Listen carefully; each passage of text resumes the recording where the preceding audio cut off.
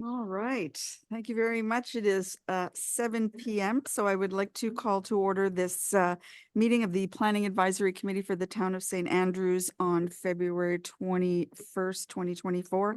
As I look around and take attendance, I know Mr. Simmons is not here. We have Jeremiah online, and we are hoping that Councillor Harland will appear shortly. But we will continue on because we do have a quorum. So we do have our agenda in front of us. I'd be looking for a mover on the agenda. That's fine. Thank you. That's okay. Thank you.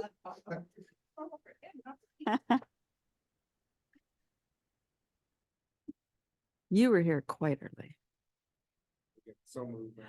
Thank you very much. Seconded by Mr. Ingalls. Thank you very much. There's no other discussion. I will call the question. All those of approving the agenda, please signify by saying aye. Any opposed? There being none. Excellent. We will move forward with that agenda. As we meet tonight, we recognize that we are on the unceded traditional territory of the Peskotomuhkati people. And welcome to our meeting. Looking for any declarations of conflict of interest on tonight's agenda? Any? I hear none. Thank you very much. Now we move on to the minutes of our meeting from the 24th of January. Everyone's had a chance to review those. If I could get a mover to approve the minutes. Thank you very much, Mr. Turner. Any seconder? Mr. Cross, thank you very much. If there's no discussions, edits, changes, all those in favor of approving the minutes from January 24th, please signify by saying aye. Aye. Seeing all hands up, none opposed. Those minutes are adopted. Thank you very much. Okay, so the first item on our agenda tonight, reference number PAC 240212. This is the election of chair and vice chair for the Planning Advisory Committee for the 2024 year. I will call for nominations 3 times, and then we will move to a vote. So I'm looking for a nomination, first of all, for chair.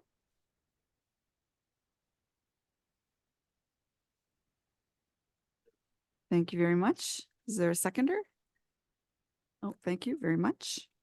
So I'll ask again, are there any more nominations for the position of chair? And one final time, any other nominations for the position of chair? Thank you very much. There being none, we'll look for a motion, I guess, to select myself as the chair for the next year. So moved. Thank you very much. And the seconder for the motion? Second it. Yes, I do. Thank you. I wouldn't have moved forward without. No, I absolutely do. Thank you very much. I appreciate your confidence. All right. Next is the same process for vice chair, looking for nominations for the position of vice chair for the year 2024. I would like to nominate Jeff Cross, PAC member Jeff Cross. Thank you very much. Is there a seconder for that? Mr. Ingalls, thank you very much. I will call one more time. Are there any other nominations for the position of vice chair? And last call, any other nominations for the position of vice chair for the 2024 year? There being none, look for a motion to select Jeff Cross as vice chair for 2024. Looking for that motion. Mr. Ingalls, thank you. Is there a seconder? I'll Thank second you, it. Counselor. Oh, thank you. Jeremiah, thank you. All right. And so on those two, yes, will you? All right. Thank you very much. Madam So, Chair, for the record, can you just have it carried? Can you call the vote? yes, I will. So all those in favor of selecting Jeff Cross to be vice chair, please signify by saying aye. Aye. And none, any opposed? There being none, congratulations, Mr. Vice. Did I forget anything on that? Or did I do all that right? Okay, cool. That's a big one for the beginning of the year. We also got a copy of our operating procedures. Kind of good to sort of check in on those once a year. So those are there for your review and consideration. Of course, any changes would have to be brought forward at another meeting as an agenda item. But it's good to review the rules and just make sure they're buttoned up. Madam Chair, as well, I did email everybody the statements of public interest guidelines. So you you did. have that digitally. If you want it printed, I can provide a copy. Just let me know. I think we got them in I think you our got them in the agenda original last packet. month. Yeah, Yeah. yeah. So- So those are good. Yeah, no, those Thank are, you, Paul. Appreciate it. yes, the digital copies are very much appreciated. All right, so on to our agenda item, reference number PAC 240213.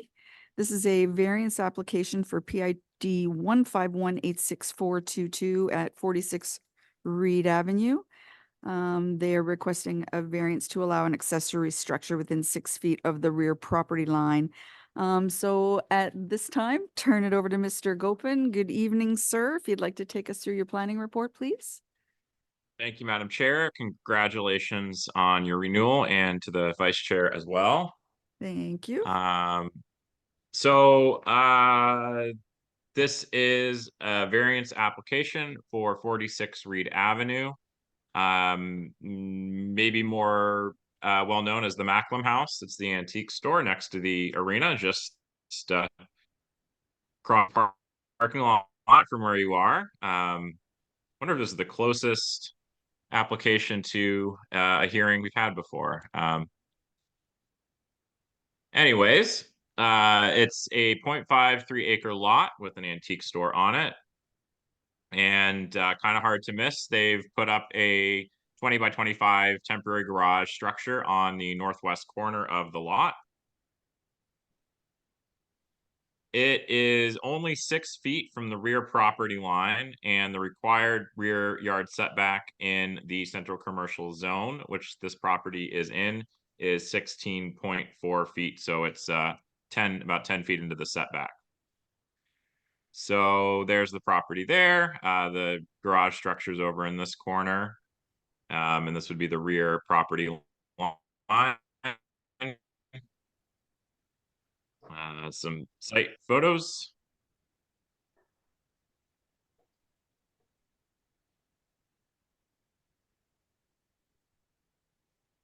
This is a site plan submitted by the applicant. It's a little bit complicated. This faded yellow strip here, which looks like it might be the rear property line, is a little bit it doesn't really show where the rear property line is, but it's I did measure, and it's about 10 feet away. So it was kind of an interesting read through the zoning bylaw to figure out how these temporary garage structures are dealt with. They're very clearly allowed on lots with a single family dwelling and are actually exempted from the setback regulations. That's section 4.1.6 of the zoning bylaw. That section also stipulates that they can only be used between October 15th and April 30th. So they're very clearly for the winter storage of cars. And they are completely prohibited within the historic business district. Now, this is a temporary garage in a commercial zone outside of the historic business district. So it really doesn't actually fall into this way of the zoning bylaw dealing with the temporary garage at all.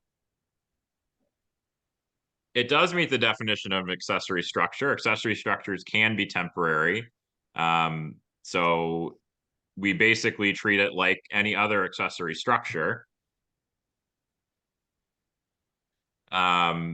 Those structures are required to meet the zone setbacks or require a variance. And we're here tonight discussing the variance. When you start actually looking at the property, it's completely surrounded by parking lots, but all of those parking areas are on separate properties. They're associated with the arena, even the parking lot behind the Macklem House. Only a very small part of it is actually on the subject property. And that section is only 27 feet deep. So once you do the math, of how big the structure is and how much room they have there to put it on a paved area, it's actually not possible to fit it there without a variance. Even if you were to orient it the other way, it still would need a variance. So that's unless they were to, pave more or drive over their lawn. This is kind of the only place it can go. We did a 100-meter mail out, and I got no communications. Mr. Knopper, anything that you heard? Just one letter was submitted and it was provided in the package, and it was the support of the applicant. So, staff is recommending that PAC approve the variance subject to the following conditions. One, that the temporary garage structure shall only be used on the subject property between October 15th and April 30th. So it follows the same as other garages now. And two, while in use, the temporary structure shall be kept in good maintenance. These are not permanent structures, so it's more likely that they could be ripped or things could happen. And so if that does, at least there's a mechanism to make sure it's repaired or removed. So at this point, PAC, you can motion to approve the variance and conditions based on those recommendations. You can approve the variance with modified conditions. You can reject the variance, or you can table the application for specific further information. I'm happy to answer any questions at this time. Thank you very much, Mr. Gopin. Anyone from the committee have any questions? Mr. Turner? Are there any concerns with sight lines where it is in a parking lot and it's quite busy? And just when I drive through there, it seems like it might be hard for people to see around, like, there's like I say, it seems to be a fairly busy spot if there's a tournament on or something and cars are going through there. Is there been any problems or any concerns expressed about that? I guess, Paul, would be my question.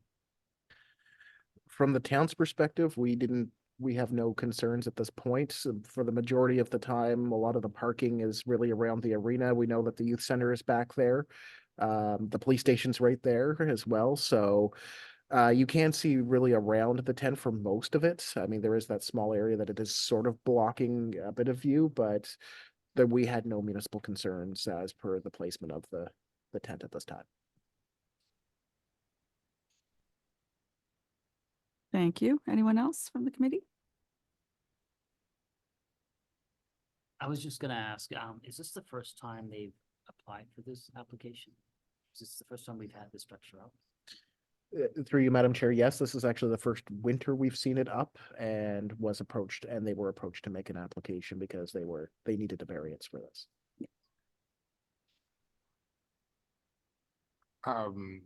Just a question, do they operate during those months?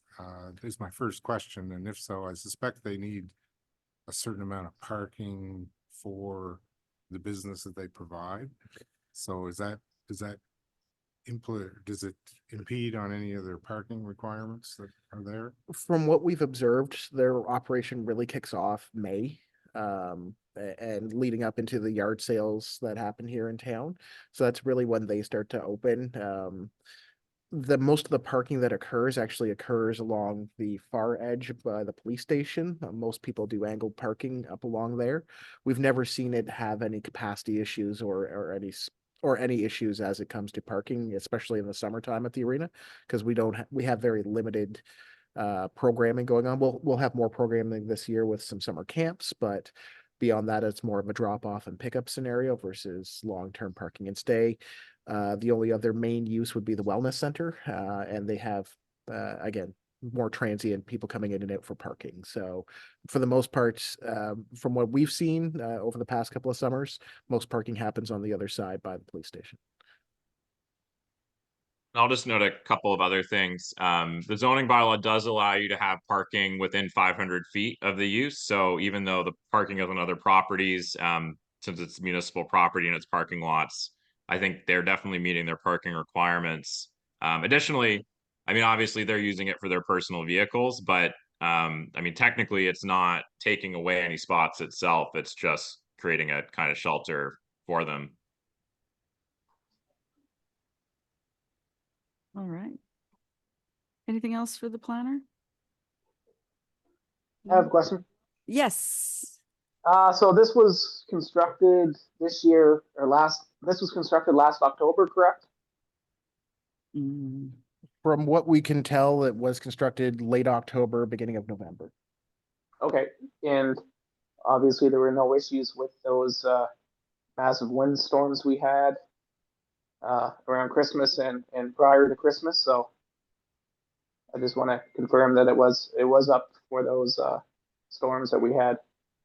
Yes, I can confirm it was up prior to the storms that were experienced in December and early January. Okay, no issues. So that's good. I think it's Alright. strapped down pretty well. Yeah. There are heavy anchors that are bolted in. This is probably, I own a couple of tarp garages. This is probably the most heavy duty tarp garage I've seen on the market that somebody has purchased. So it's durable. Yeah. Motivation to protect that truck for sure. Yeah. Any other questions for the planner? Is the applicant online? Any presentations from them? No, nothing? No, the applicant was given the link and they're not online. We have All no right. attendees at this point, other Perfect. than Mr. Oh. Is So did you have anything to add, Mr. Craig?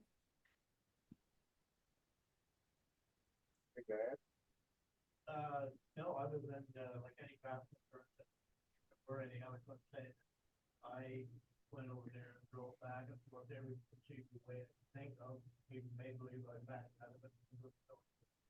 But, you know, being objective, I tried to get it down.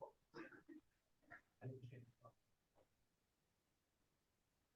So just to reiterate for those online, Mr. Mike Craig was here actually representing the applicant and had no further questions and actually tested the traffic driving up and down and parking and had no issues with the tarp garage that's in place. Being a senior, that's good, Mike.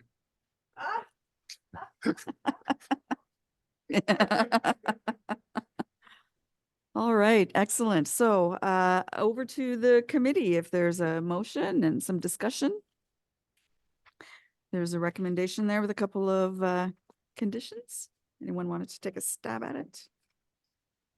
Yep, Madam Chair, I'd make a motion that the Planning Advisory Committee of the Town of St. Andrews approves the variance application to allow an accessory structure within 6 feet of the rear property line where the required setback is 16.4 feet for PID 151-86422. 46 Reed Avenue for Judy MacDonald, with the following terms and conditions imposed. One being a temporary structure only be used in the subject property between October 15 and April 30. And two, while in use, the temporary structures shall be kept in good maintenance. Wonderful. Do I have a seconder for that? Thank you, Councillor Harland. Any further discussion from the committee? Should we put the year on that? April 15th to I October think 15th to April that's 30th? sort of Okay, it's an, fine. an annual condition, I think. Okay.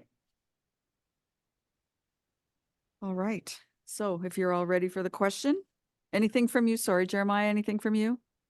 Good. Okay. All right, good.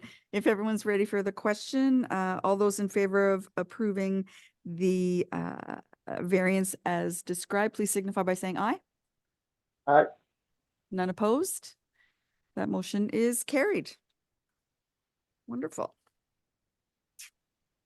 All right, so back to the agenda. We have no zoning applications. I missed that. No terms and conditions, no sign applications, nothing under new business. Anything PAC member comments at this time?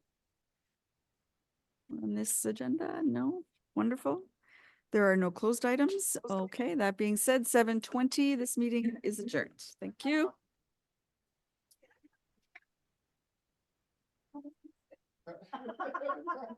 I'm sorry, I don't know.